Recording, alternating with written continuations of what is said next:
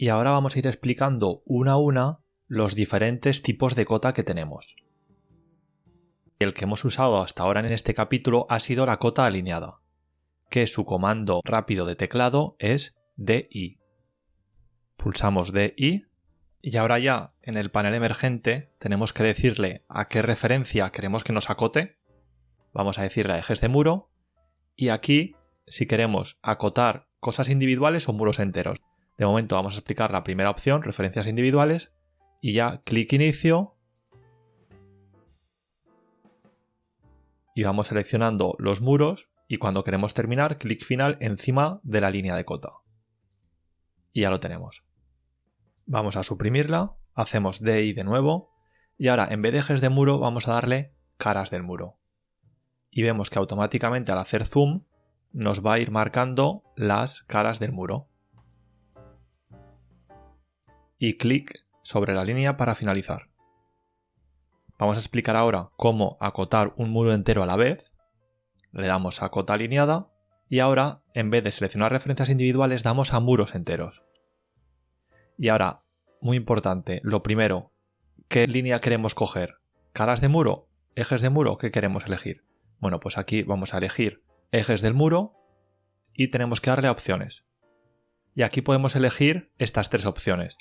Si activamos huecos, aparte del punto inicial y final del muro, nos va a acotar automáticamente los huecos que tengamos, ventanas y puertas. Vamos a decirle anchuras y entonces en vez del eje de la ventana nos cogerá los laterales. Damos a aceptar y ahora ya simplemente hacemos clic en el muro y lo subimos para arriba. Y vemos cómo nos ha acotado el muro entero, el inicio y el final, y aparte nos ha acotado todos los huecos, es decir, las ventanas a los laterales, la puerta y la otra ventana. Vamos a hacer lo mismo, pero ahora le vamos a decir en opciones que nos coja los centros y aparte que nos coja los muros intersectantes. ¿Esto qué es? Pues son todos los muros que llegan a ese muro que vamos a acotar, es decir, este y este. Y automáticamente nos lo va a acotar. Aceptamos, hacemos clic y ahí vemos que aparte del muro nos acota el eje de esos muros intersectantes. ¿Por qué el eje? Bueno, pues porque eso lo hemos dicho. Ahora vamos a decirle que nos acote las caras externas. Suprimimos DI y aquí en vez de los ejes decimos las caras del muro. Y en opciones le decimos que nos acote las anchuras de puertas y ventanas y los muros intersectantes.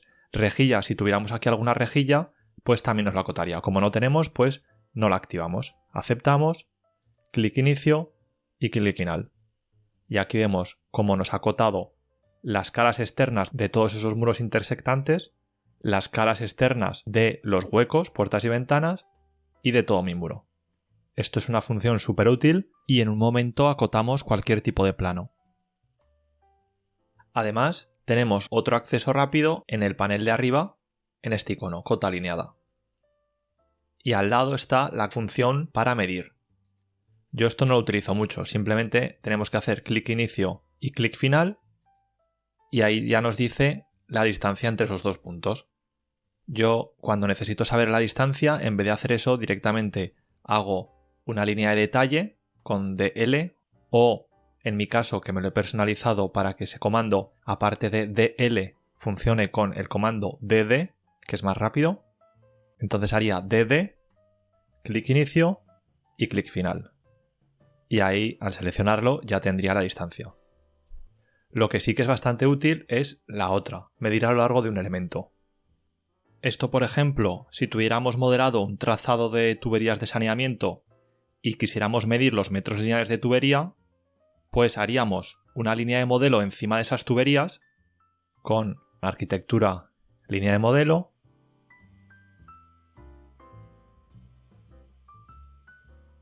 y ahora si quisiéramos saber todo esto, cuánto mide, bueno, pues sería darle aquí a medir a lo largo de un elemento y ahora con Tab selecciono toda mi línea y hago clic.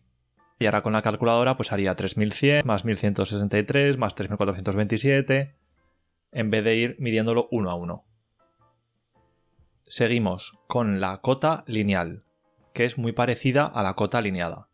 Lo que pasa que con la cota lineal lo que medimos son 2 puntos. En cambio, la cota alineada, como hemos visto antes, podíamos medir elementos. Véase el eje de un muro, la cara exterior de un muro. Pero no, con la cota lineal lo que medimos son puntos.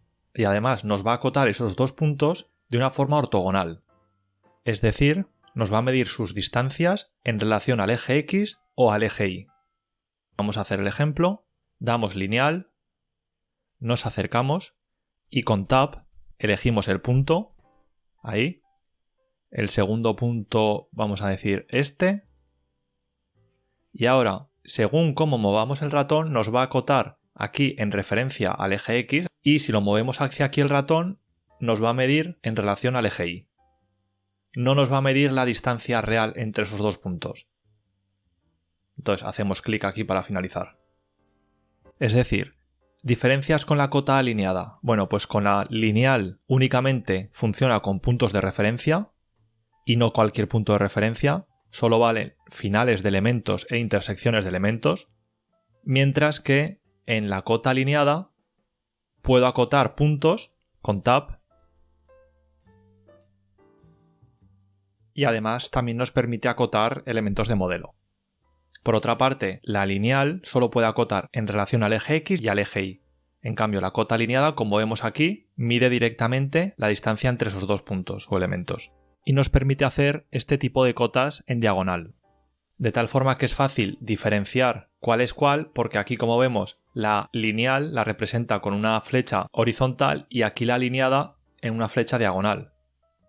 Con esta pequeña regla mnemotécnica no nos vamos a liar nunca entre estas 2 cotas y sabremos siempre cuándo usar cada una. Seguimos. Ahora toca la cota angular, que sirve para medir ángulos entre 2 elementos que comparten una intersección, ya sea real o ficticia. Vamos a hacer un ejemplo de una intersección real, damos a angular y entre estos 2 elementos hay una intersección real.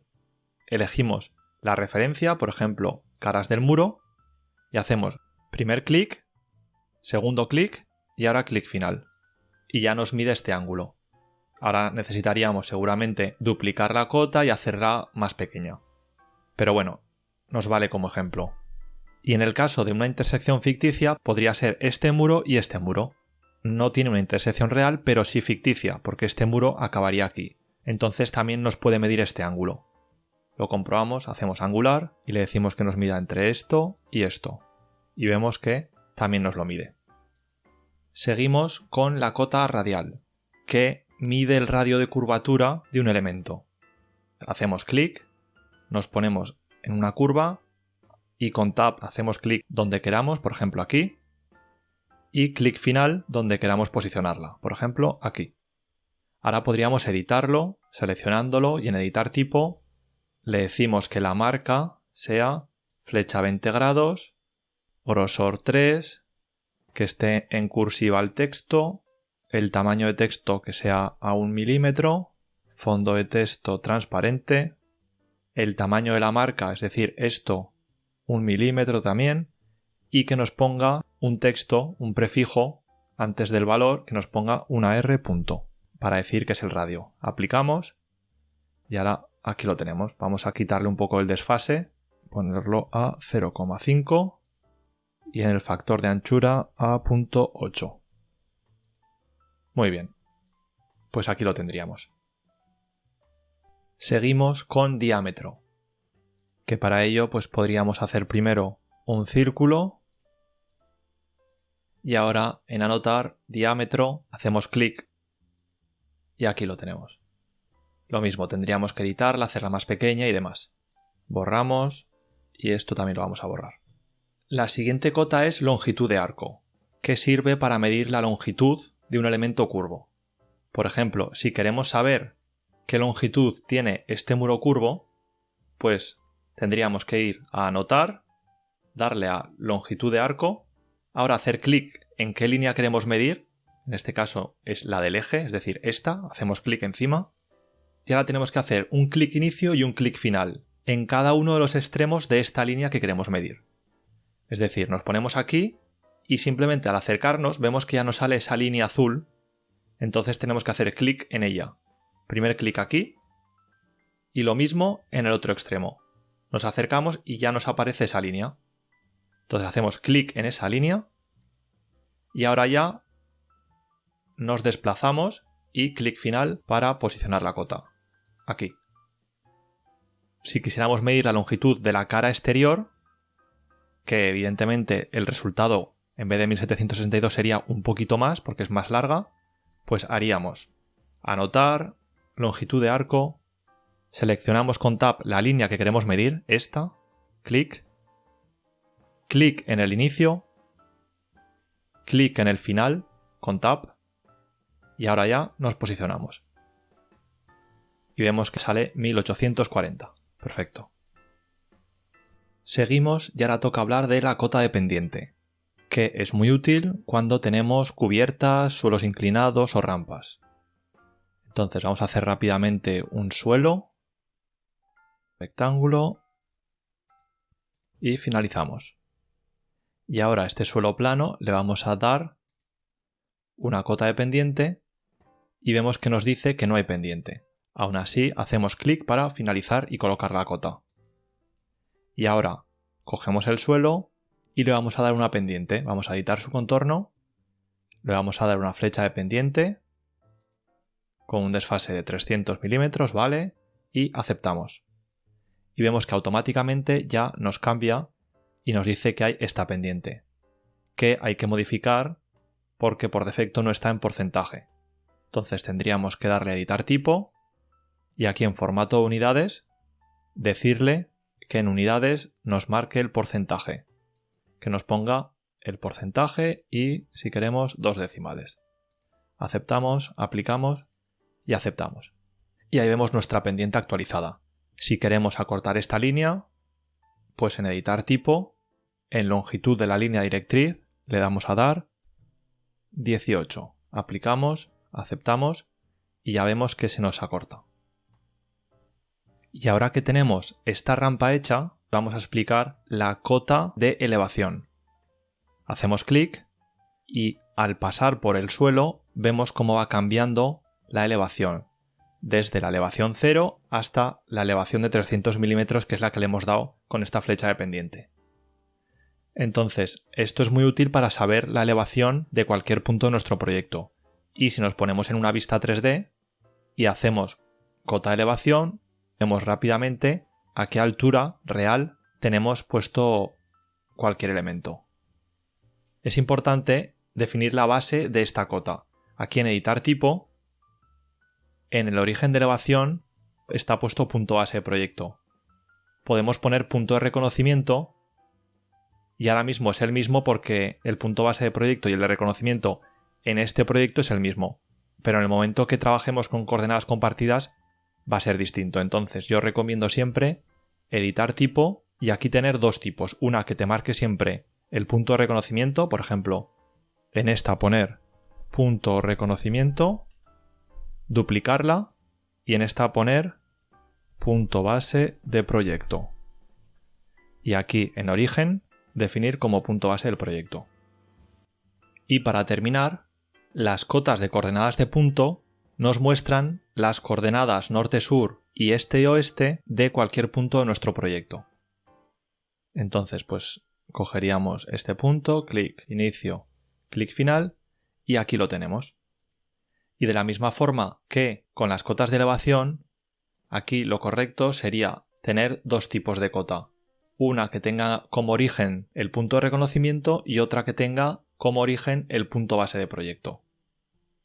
Por otro lado, también tenemos otro tipo de cota de coordenada de punto que aparte de las coordenadas norte-sur y este-oeste, te marcan también la elevación. Si nos ponemos en una vista 3D, anotar cotas de coordenada de un punto, elegimos con alzado y aquí vemos que nos funciona perfectamente. Y nos indica que ese punto tiene una elevación de 3 metros de altura.